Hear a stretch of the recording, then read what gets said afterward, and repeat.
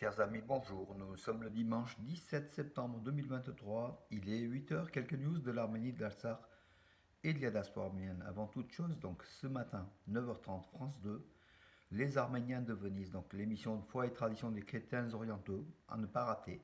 Une très belle émission, donc durant une demi-heure. Donc ce matin, à 9h30, France 2, les Arméniens de Venise, avec les muritaristes et beaucoup d'éléments. Triste, c'est avec une profonde tristesse que nous avons appris hier la disparition du père Narek Vartanian à l'âge de 94 ans. Narek Vartanian, notre Derair, qui exerça ses fonctions au sein de la communauté arménienne de Valence et de la Drôme et de l'Ardèche durant un demi-siècle. Voilà, donc la dernière fois que je l'avais vu, c'était aux obsèques de son épouse Yeretskin, dans la cour de l'église Saint-Sag à Valence. Il m'avait longuement évoqué mes caricatures et puis il avait demandé que je lui fasse une caricature. Je lui avais dit que en général ça déplaît, mais il a dit c'est Vnash Tuniere Tunere. Donc voilà, il avait beaucoup d'humour et beaucoup d'esprit vif, le père Narek Vartanian. Voilà, il nous a quittés hier. On était arrivé en France en 66, donc lui, il connaissait, donc on avait fréquenté son école, l'école Tavitian, en compagnie de mon frère Révont et ma soeur Takoui. Puis après, donc avec mon frère Révont, on a fréquenté durant de très longues années l'église arménienne Subclicol Savolish, Saint-Grégoire l'Illuminateur, où on était enfant de cœur. Voilà. J'étais très bon élève, mais pas très bon enfant de cœur. Voilà, donc je raconte une petite histoire, mais en fait, bon, c'est tout plein de souvenirs avec le père Narek Vartanian qu'on côtoyait, même nos familles ont côtoyé, ont fréquenté. Voilà, c'est une page de Valence qui se tourne, une page de notre histoire, de la communauté arménienne de Valence. Voilà, paix à son âme, donc le père donc Narek Vartanian, un homme charismatique qui était très apprécié. Voilà. Que dire d'autre? Bah, écoutez, les infos surtout. Les infos. Donc, 80 personnes depuis l'Artsakh ont rejoint l'Arménie, donc hier, surtout des jeunes, des universitaires, des personnes qui avaient perdu leur emploi suite comment dirais-je, au blocus, qui ont été par les forces de paix russes, qui ont été donc accompagnés depuis Stepanakert jusqu'en Arménie, jusqu'à Goris. Voilà donc ce qui est important. 80 personnes en même temps, ces transferts vides, l'Artsakh, c'est peut-être aussi ce que veut aussi l'Azerbaïdjan. Alors, oui, les participants de l'exercice militaire, donc arméno-américain, donc il y a eu un exercice militaire arméno-américain à Yerevan, hein, Eagle 2023. Euh, Ils ont visité le mémorial du génocide à Yerevan, voilà, donc c'est aussi un acte de reconnaissance. Là, déjà, les États-Unis ont reconnu le génocide des Arméniens, mais bon, ça fait toujours, comment dirais-je, ça va toujours droit au cœur des Arméniens que ce mémorial du génocide soit visité, même si aujourd'hui l'avenir de l'Arménie s'inscrit par rapport à sa défense, par rapport à sa sécurité, par rapport à son avenir. C'est vrai qu'il faut, comment dirais-je, commémorer les défunts, le génocide, se souvenir, mais il faut surtout penser à ceux qui vivent, ceux qui justement défendront l'Arménie de demain et qui ont, comment dirais-je, qui vont développer l'Arménie et nous, nos esprits vont auprès justement, de ces millions d'Arméniens qui au Sud-Caucase sont victimes de l'agression turco-azérie qui se précise. Erdogan le dictateur turc, a proposé de tenir une réunion avec la Russie, l'Arménie et l'Azerbaïdjan, donc à quatre, sur l'Artsakh. Donc la Turquie se met comme un partenaire, une partie intégrante des discussions sur l'Artsakh. Bien sûr, la Turquie va défendre les intérêts de l'Azerbaïdjan. Donc voilà ce que la Russie ne voulait pas, mais aujourd'hui la Russie étant faible, la Turquie s'impose de plus en plus dans le Sud-Caucase et puis même dans les pourparlers de paix autour de l'Artsakh, mais qui vont dans le sens de turco-azérie. Hein. Voilà, donc il n'y a rien à attendre de bon d'Ankara. L'Azerbaïdjan espère signer un traité de paix avec l'Arménie d'ici la fin de l'année, c'est ce qu'a déclaré Adjiev, Hikmet Adjiev, c'est le conseiller du président Aliyev. Voilà. Il ne faut pas le croire, hein, tout simplement. Hein. Hikmet Adjiev, il est comme Aliyev, il dit des choses, après ils font le contraire.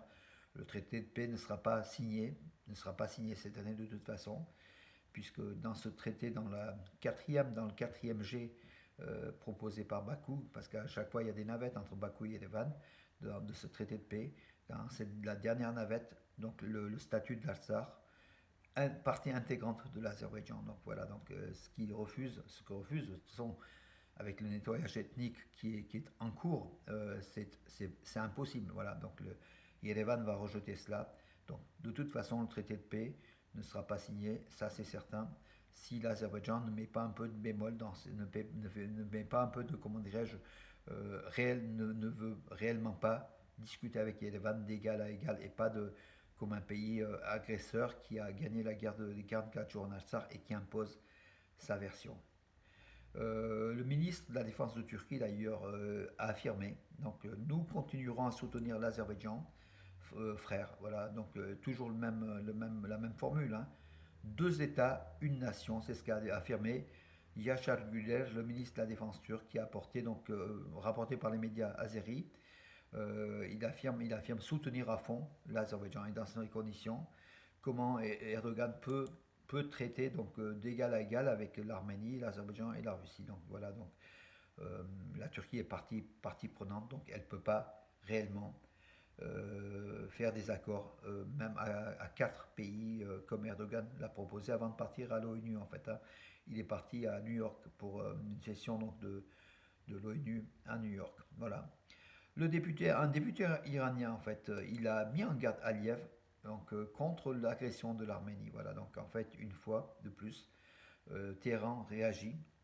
Il y a donc Yagoub Razazadeh, donc membre de la commission de la sécurité nationale de politique étrangère du Parlement islamique d'Iran, de l'État islamique d'Iran, a déclaré dans une interview accordée sur le site internet que Jamaran, que si Aliyev veut mener une opération militaire donc, contre l'Arménie, nous le contrecarrerons, pardon, 10 fois. Donc voilà, donc puissance 10. Voilà, donc là, l'Iran est garante de la zone rouge, donc à ne pas franchir le sud de l'Arménie, donc les frontières de l'Arménie. Voilà, une nouvelle fois, une mise en garde forte de l'Iran contre l'Azerbaïdjan.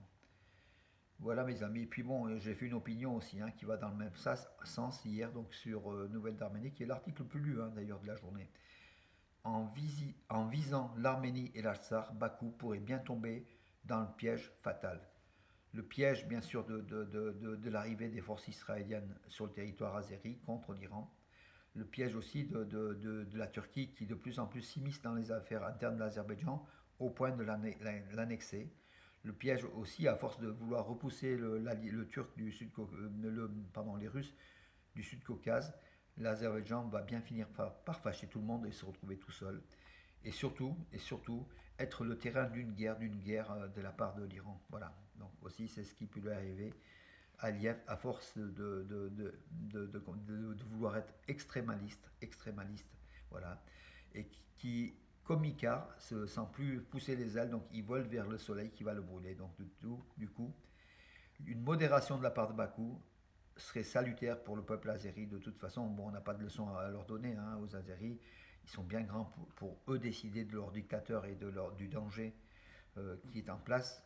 Voilà, donc en fait, Aliyev a une trop grosse tête aujourd'hui, à tel point que de lui-même, il met en danger son pays. Voilà, à force de vouloir trop, face aux hyperpuissances que sont quand même l'Iran et que reste aussi la Russie, même si elle est en guerre contre l'Ukraine aujourd'hui. La Russie, c'est comme un ours qui se réveillera, qui reviendra dans tous les cas. Et puis voilà, et puis la Turquie peut vaciller à tout moment. Il faut aussi voir l'ère d'après Erdogan. Erdogan qui a des problèmes de santé, comme vous le savez, et qui peut bien finir son mandat avant terme. Voilà. Voilà mes amis pour aujourd'hui. Donc je vous rappelle aujourd'hui donc France 2 à 9h30, foi et tradition des chrétiens orientaux. Je vous dis bon dimanche et à demain mes amis.